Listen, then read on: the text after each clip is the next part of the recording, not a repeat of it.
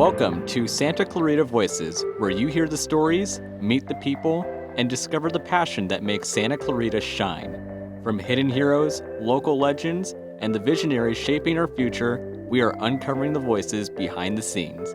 Santa Clarita Voices is on air. Welcome to the City of Santa Clarita's podcast, Santa Clarita Voices. I am City Manager Ken Striplin.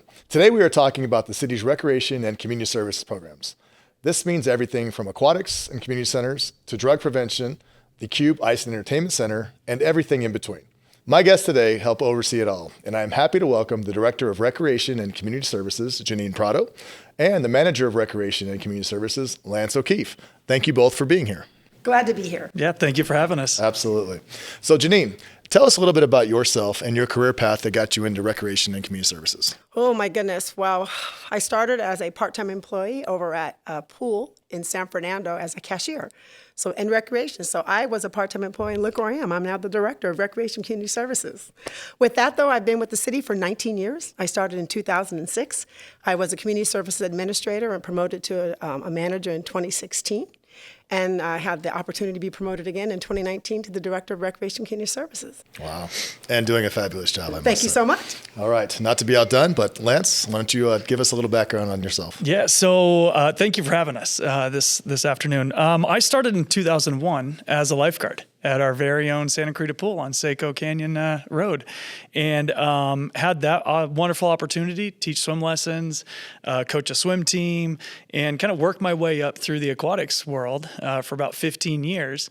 And kind of was a fish out of water and jumped to the administrative services. You like that? No, fish out. Yeah, little fish out of water there. Fish out of water. Jump into the administrative services department, supporting that department, working in the finance office, which is a total change from what I was used to on a pool deck, going from a red bathing suit to a blue suit and tie. So many ways to go with that, but yeah, it does remind me of I think we had a seasons brochure that showed you in your little shorts running through the Polar Splash or one of the programs. So it's good that you can still fit in those shorts after all these years, Lance. Anyways, so Janine, as the director, what programs and amenities does your department handle? Oh my goodness, we have so many. So we'll start with the amenities. We have 3 community centers, one in Newhall, Canyon Country. Our newest one in Valencia was our first indoor pool. We definitely have the sports Santa Clarita Sports Complex, which features a gym, bike park, skate park, aquatic center, and center. We also have pickleball courts, an archery range, and 9 additional pools. And we also have the Cube Ice and Entertainment Center. Wow. You know, it's interesting as you're talking about the different amenities. The diversity of our amenities is really impressive. You talk about everything from archery to ice skating, and that's something that the community has really bought into and engaged with, right? It seems like every time we offer a service, we open a new building, almost immediately is absolutely full. It's packed. We have a wait list for the programs that you guys run out of those. So recreation, community services, that whole quality of life connection really is alive and well here in Santa Clarita. Absolutely. So Lance, that's a wide range of programs that we just talked about, right? So you started as a lifeguard for the city. How did your first job inspire you to stay in this profession and get where you are today? So from day one, I had a love and passion for teaching and coaching and developing kids and working with the adults to help them out. And so from a lifeguard of teaching kids how to swim, coaching them in the pool, all the way up to my role now of working with staff and looking for ways to develop their skills and how to best serve the community. That's been my focus. And it started on that pool deck. And I'm grateful for the opportunities I've had in the different positions and roles.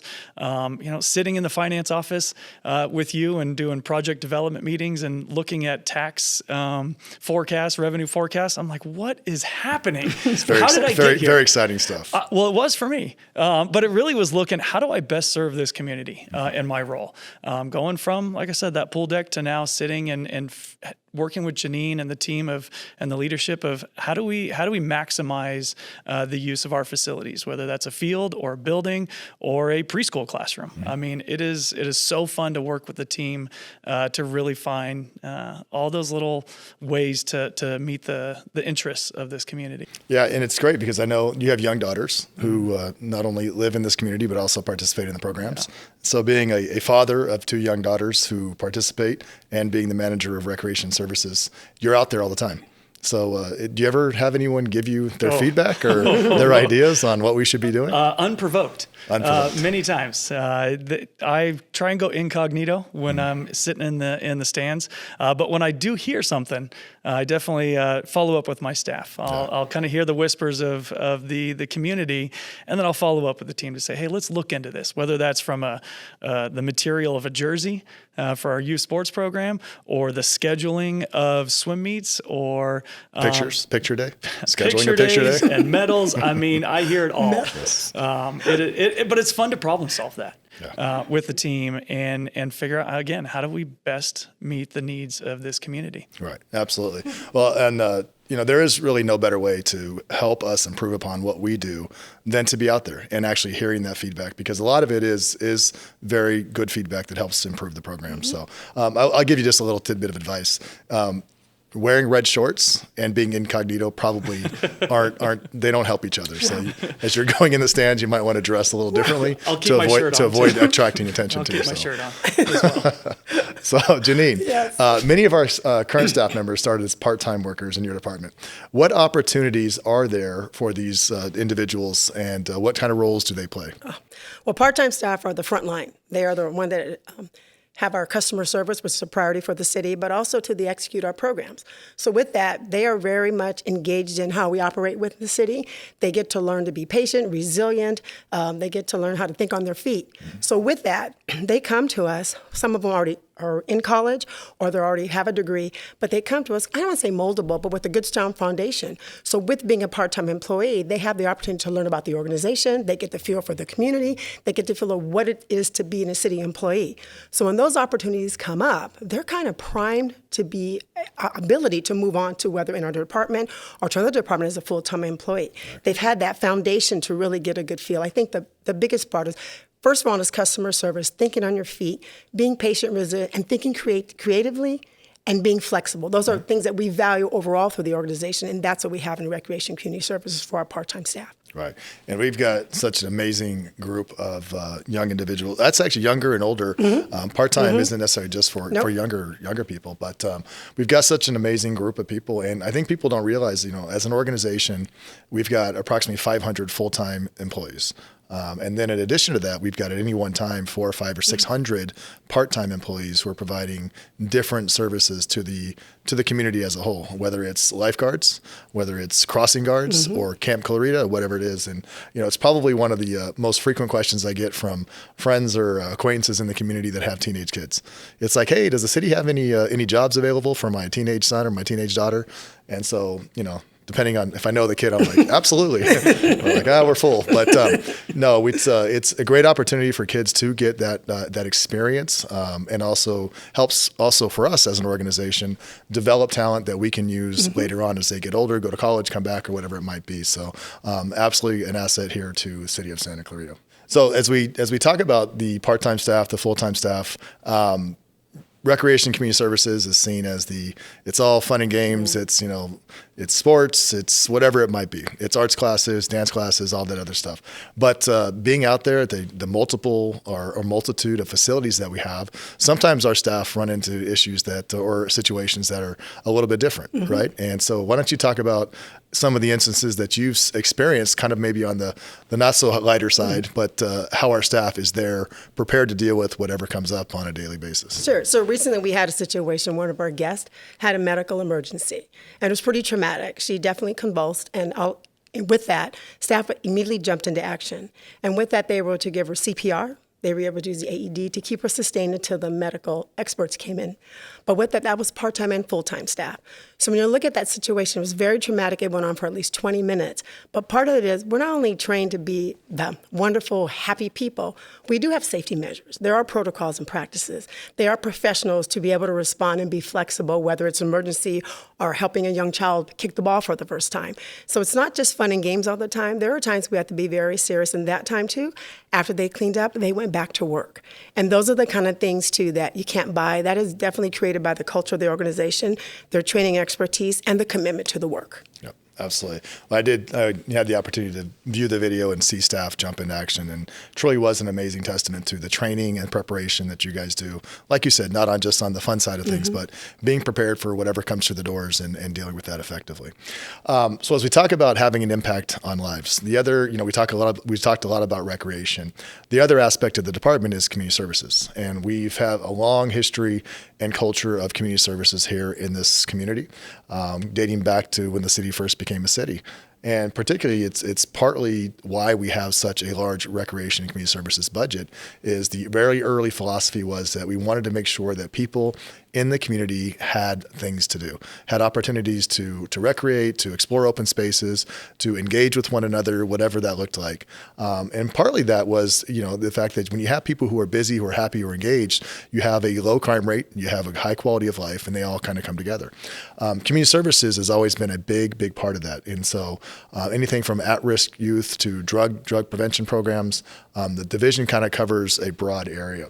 Why don't you tell us a little bit about some of those programs, particularly Defy and SCV? Yes, I'll jump in. So the Defy and SCV program is really a drug awareness program that the staff goes out and educates youth on kind of making smart choices when it comes to drug use and being exposed to it. They're doing assemblies and meetings with all of the junior highs, all of the high schools, and then even all of the fourth through sixth grade students in this valley. And it's a true partnership with the Hart School District and the elementary school districts as a way to really just educate kids on staying away from drugs. And that program's been going on for years, extremely successful and something we're really proud of. Yeah, it's been going on for years, and it's evolved over time, right? And I was kind of laughing to myself as you were talking about it, because when we first had the program, it was really built around high school. And so as time has gone on, we've evolved the program because things change as generations grow. And I was thinking to myself, and probably every older person in the room would be like, back in my day, we didn't have to deal with that stuff back in fourth through sixth grade. But the reality is, and what we found over time, is that if we can connect with these different age populations, that those decisions that they have to make are much earlier in life than they were maybe when I was a kid. But I think we talk about the mentoring aspect of how the high school kids play a role in the junior high and the lower grades. Yeah, my daughter is in fourth grade at one of our local elementary schools. She came home highlighting and talking about the assembly, where the staff and the junior high students, they were part of it. And so that's something she's going to remember. And I'm hopeful that it sticks with her and she stays away from drugs. And that's all because of the work of this organization, recognizing the importance of pushing that and getting that message out there. It really is a team effort across the board. And again, I'm happy that we've got this program. And, again, my family's benefiting from. Yeah, we know. We heard that when she was at the presentation, that she stood up and said, "My dad said that you guys have to treat me differently because he puts on the whole program." She did get to wear the goggles, the drug goggles. So she'll definitely remember it. Yeah. She'll definitely remember that. Let's talk about some of the more unique programs we offer. So tell us about some of the things that are in the Seasons magazine, because we do a bunch of programs that our staff, we hire staff, we put them on in our facilities, but we also, to expand the offerings to the community, we also use contract classes. So talk a little bit about the contract class model. Yeah, so we've got hundreds of contract classes that we offer throughout the year. And they range from fencing classes to stuffed animal sewing to dance classes. I mean, really anything that you could want to do, we've got that offering. And even if it's something we don't have, send us an email to our contract class team, and they will try and find something for you.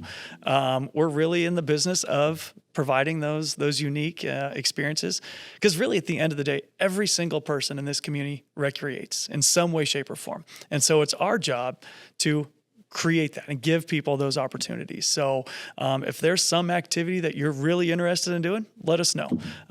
Yes, we've got the sports, we've got the unique activities, the dancing. Our most popular for decades has been the tennis program. And those are local residents, contract instructors that we bring on, and people, they're an extension of the city, those instructors. And so they're, like Janine said, they're on the front lines of providing that service where we don't don't see them every day, but they're making a huge impact on the quality of life here in Santa Clarita. Yeah, absolutely. And you talked about, these opportunities, you use the word opportunity, and making sure that, or as best we possibly can, that anybody in the community that wants to have an opportunity to recreate in some form or fashion has that opportunity. So I know that a lot of our programs do cost money. There's a fee for the various but what if you really want to participate, but financially it's just not in the cards, and you need some assistance to have that? Do we have something available for that? Yeah. So the city offers a scholarship program. It's called the SCORE scholarship.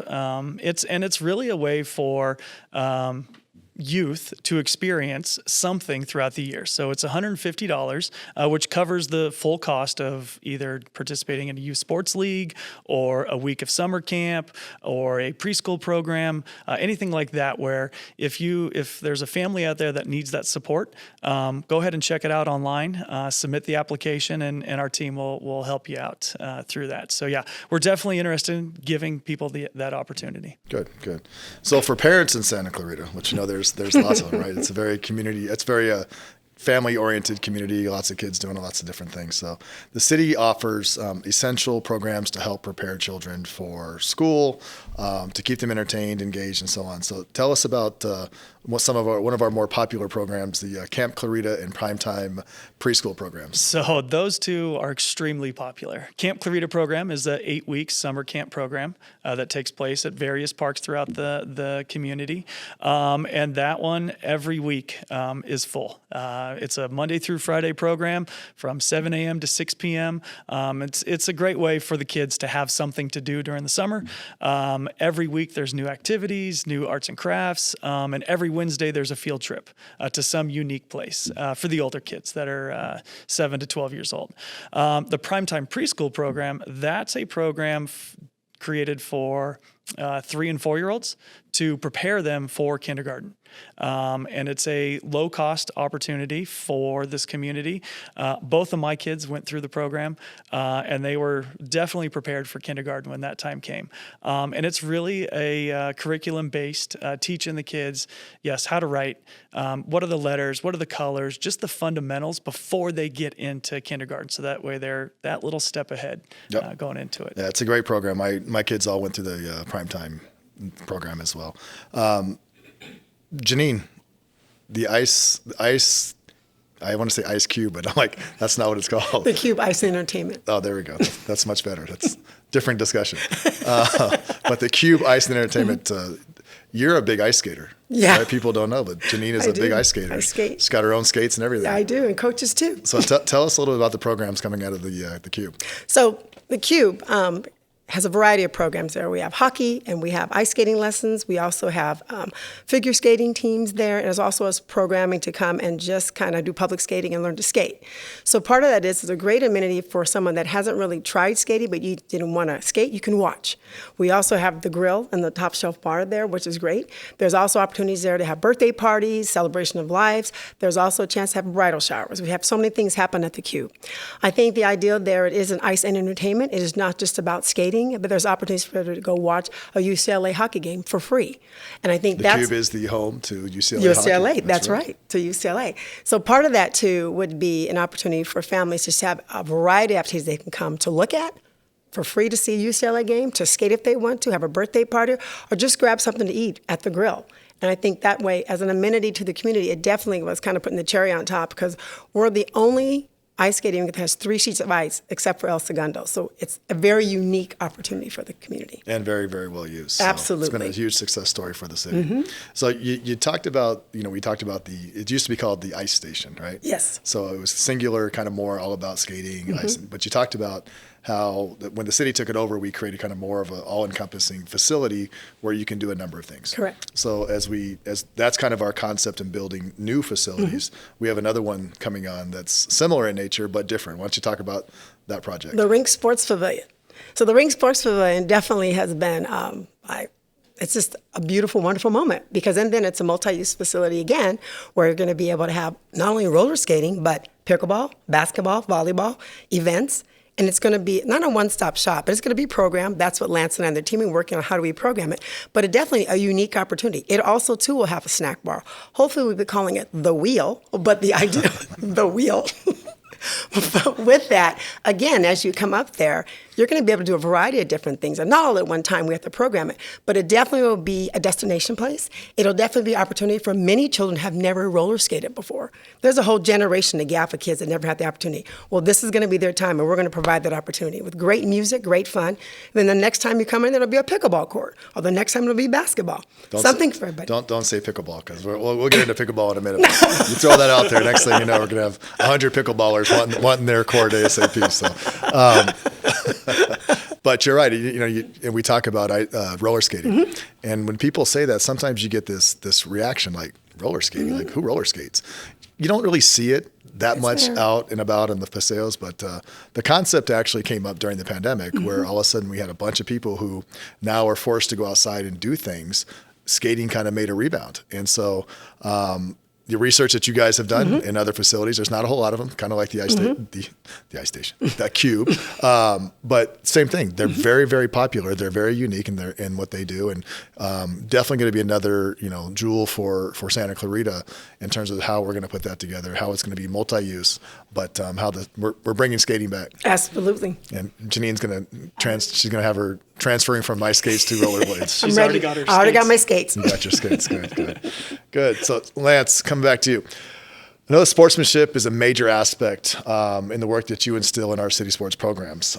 Talk about what you want parents and adult participants to understand about our programs and why sportsmanship is so important to us. Yeah, so our programs really are designed to expose or give kids the opportunity to try something new. And the hope is that they find a lifelong love for some activity, whether that's basketball, volleyball, tennis, t-ball, softball, any sport, right? And maybe it grows from there, or maybe they try it one and done and they move on to something else. That's the goal of our department, is to really give people that experience. But when we do have kids and adults in our sports programs and they start getting a little heated and competitive, which competition you want, but it should never overshadow the actual true reason why the kids are there. The kids are there to learn about sportsmanship, yes, winning, losing, overcoming adversity, being coached, how to deal with defeat. I mean, that's what we're teaching 6 to 12-year-olds in a sports environment. And so our goal is to educate parents and the coaches of what sportsmanship is really like. And it's all about the fun of the game. How do we develop their skills? And then if they love the sport, then they can go to the more competitive programs that our Valley has. But really, let's build that foundation of really just how to enjoy the game. Yep. Well, that's, it's good. I've coached sports for almost 20 years now, and sportsmanship is always something that's very important to try to instill in kids. But we've had some interesting situations over the years. Oh, yeah. And it's one of those things where, sometimes I come back from a weekend or I get a call on the weekend from one of the two of you and explaining a situation at the gym, or, one of our favorites, the adult softball program, which seems to get, the lion's share of our attention on that. And, I think, in terms of sending out a message to participants, it is something that we have a zero tolerance for. Yep. We want people to be good examples. We want parents to be good examples to their children while they're out there. And unfortunately, sometimes the parents are more of a problem than the kids. And so, there's been many times where we've had to suspend parents, we've had to suspend coaches, and we've always taken, again, kind of a zero tolerance approach to that, because, some of the videos you see in social media where things escalate and get out of control, those are cultures within sports that are allowed to exist. And so you guys do a great job of keeping that where it needs to be and making sure that as our families come out to participate, they're there, it's a safe environment, it's a learning environment, and it's a very positive environment. So I appreciate that. All right, Lance, another question for you. You're project managing the city's 39th park. 39th. I mean, you couldn't get the 40th, but we gave you the 39th. So tell us about this Pioneer Oil Refinery Park. So this park, I've been working on this project for about 5 years. And it's gone through a variety of different unique challenges. But at the end of the day, what's happening is we're building a park where our community can come and just pretty much take themselves back to the late 1800s when this site was built. The site was, or at the time, was the most successful oil refining site in the state of California. And so we have that right in our own backyard. And when you go and look at this place, it is beautiful with the picnic pavilion and the restroom and the seating, and you just get to immerse yourself in what it would have been like in the late 1800s at this site. And I can't wait for it to open. We're looking to complete construction sometime in the next month or so and open it up. Phase 1 of the project. Phase 2 will be the restoration of all of the historic elements, which will come later on this year or even into next year. So I'm excited to see it come to life. Yeah. It's been fun. Good. Well, and it hasn't taken you 5 years because you're, not doing it fast. Yes. It's been part of the development. There's been a lot of issues associated with it. Yeah. But I will clarify one point that it does take you back to the 1800s, but the restroom that you mentioned, it's today's standards. So it's not going to be a restroom from the 1800s. So feel free to come down and enjoy the facility. Okay. So, all right. So it's an exciting year for us. All right. We just talked about park number 39. I referenced park number 40. Mm-hmm. Janine, what's the 40th? Hart Park. Hart Park. The city is going to be acquiring Hart Park. We're very excited. Through that amenity alone, there's going to be reservations for picnics. We're going to be able to have parties, special events. We're going to have a campground so families can have a camping experience. And of course, we will still continue to host our Cowboy Festival there. I think that it's just going to be neat having the city's culture on top of Hart Park and the opportunities we have there, movies in the park. I think we're just getting our feet wet to see what's going to be. The museum is going to be there. Hopefully get that revitalized and open up there too. I think for kids and families, again, it's another way to walk through a little bit of the history, but also to have that new experience, especially with camping.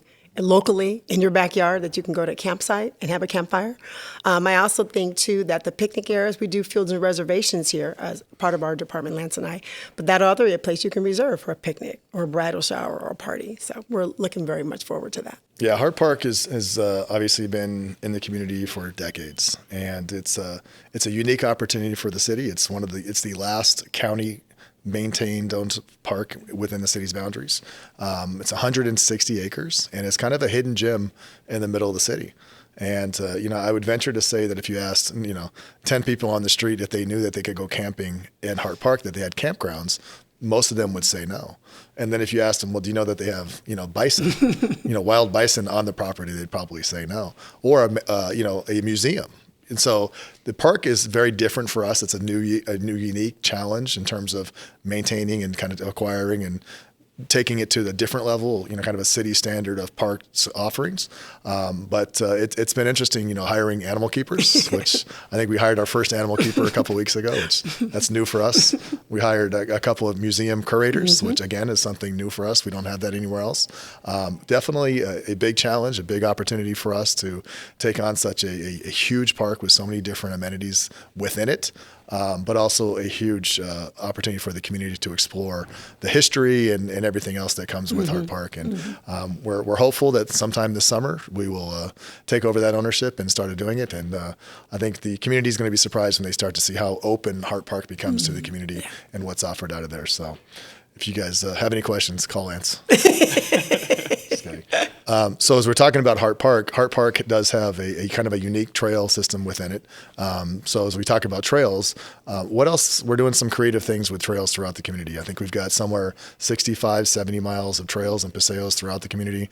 And I know over the last couple of years, you guys have kind of looked at that as a kind of like a building. How do you create offerings and opportunities? So what are you guys doing on the trails? Yeah, so over the last few years, like you mentioned, we've been really looking at the trails as a new amenity to educate and highlight that they're available.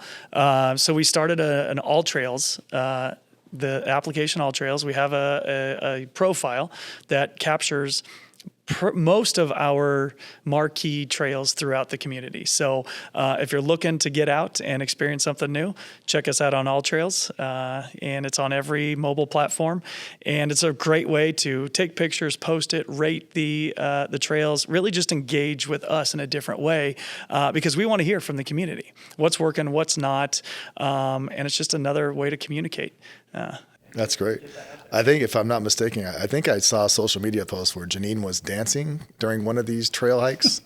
Was there a program where we're dancing and walking at the same time? So Salsa trail dancing or something like that? I don't know. Okay. Don't be shy, Janine. I'm not. Monthly, Oh, we've she's got monthly we've got community hikes, and every month is a different theme.